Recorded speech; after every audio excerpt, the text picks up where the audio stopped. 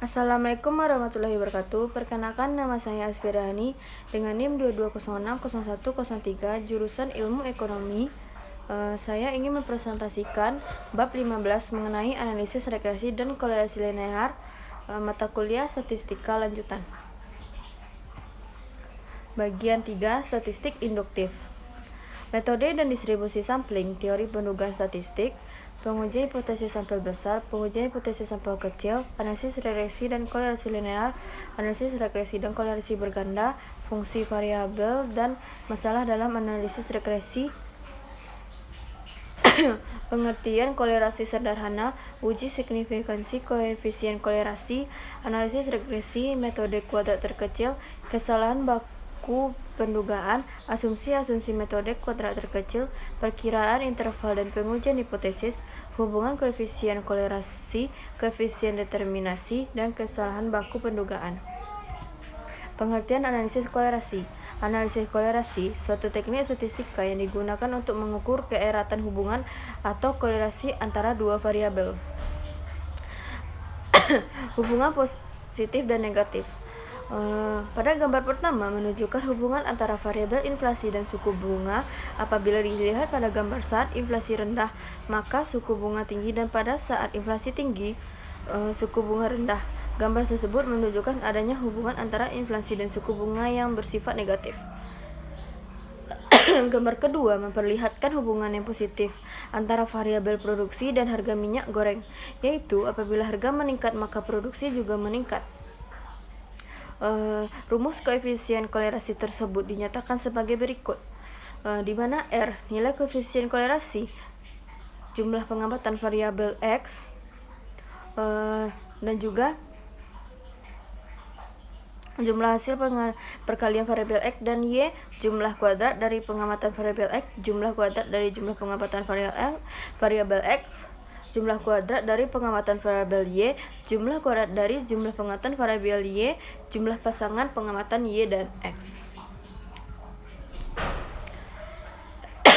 Pengertian koefisien determinasi. Koefisien determinasi, bagian dari keragaman total variabel terikat Y, variabel yang dipengaruhi atau dependen yang dapat diterangkan atau diperhitungkan oleh keragaman variabel bebas X, variabel Y mempengaruhi atau independen. Contoh uji T untuk uji korelasi suara.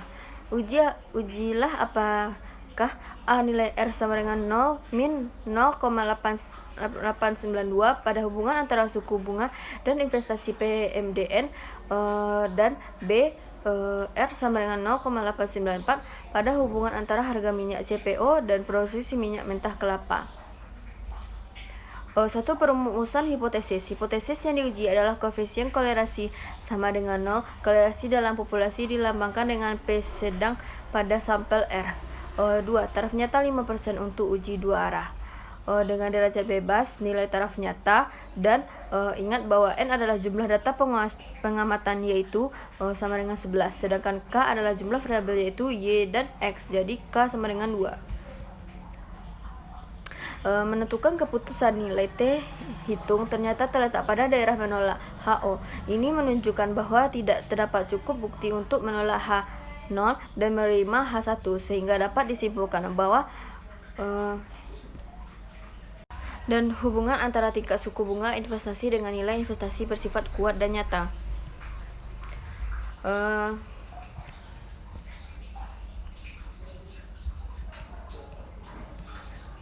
Definisi persamaan regresi. Persamaan regresi suatu persamaan matematika yang mendefinisikan hubungan antara dua variabel. Ada starter diagram untuk membantu menarik garis regresi. Contoh selisih antara dugaan dan aktual lebih kecil. Contoh selisih antara dugaan dan aktual lebih besar. Gambar persamaan regresi, rumus mencari koefisien A dan B, dan definisi standar error. Standar error atau kesalahan baku pendugaan, suatu ukuran yang mengukur ketidakakuratan pencaran atau persebaran nilai-nilai pengamatan Y terhadap garis regresi Y. Rumus standar error SYX, standar error variabel Y, Berdasarkan variabel X yang diketahui nilai pengamatan dari Y, nilai dugaan dari Y, jumlah sampel, derajat beban N kurang 2 karena terdapat dua parameter yang akan digunakan yaitu A dan B. Menggunakan Excel untuk mencari standar error SYX.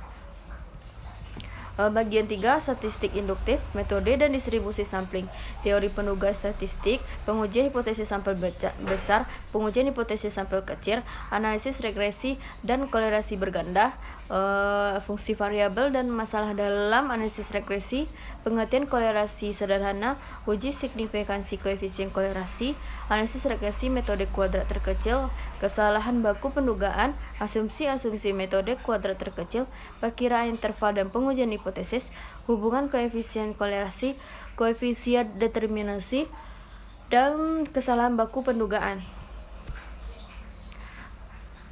Asumsi metode kuadrat terkecil.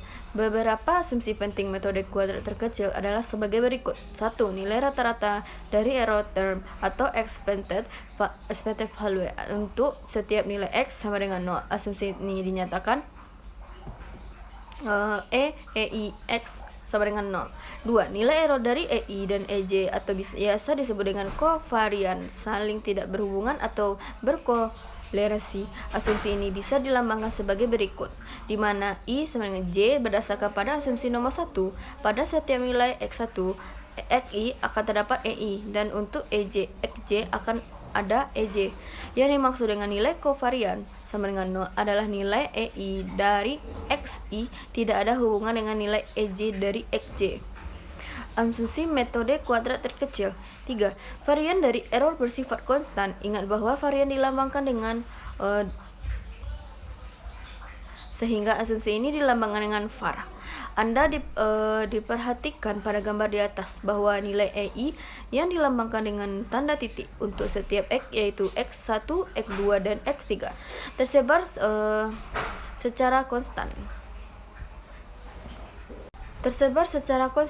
Sebesar variannya yaitu 2. Pada gambar tersebut nilai E tersebar 1 standar deviasi di bawah garis regresi dan 1 standar deviasi di atas garis regresi. Seluruh distribusi nilai EI untuk XI dan EJ untuk XJ, di mana IJ terlihat sama dengan ditunjukkan kurva yang berbentuk simetris dengan ukuran yang sama. Hal inilah yang dikenal dengan varians dari error bersifat konstan. Variabel bebas X tidak berkolerasi dengan error term E. Ini biasa dilambangkan dengan cov EI XI sama dengan 0 pada garis regresi Y sama dengan A ditambah BXI ditambah EI, maka nilai XI dan EI tidak saling mempengaruhi. Sebab apabila saling mempengaruhi, maka pengaruh masing-masing yaitu X dan E tidak saling dapat dipisahkan. Ingat bahwa yang memengaruhi Y selain X adalah pasti E, yaitu faktor di luar X. Oleh sebab itu, varians dari E dan X saling terpisah atau berkolerasi. Nilai dugaan dari Y untuk nilai X tertentu, nilai T tabel untuk taraf nyata tertentu, standar error variabel Y berdasarkan variabel X yang diketahui, nilai data pengamatan variabel bebas, nilai rata-rata data pengamatan variabel bebas, jumlah sampel, pendugaan interval nilai koefisien regresi A dan B. Dengan menggunakan asumsi bahwa nilai EI bersifat normal, maka hasil dugaan A dan B juga mengikuti distribusi normal, sehingga nilai T sama dengan B kurang B juga merupakan variabel normal. Dalam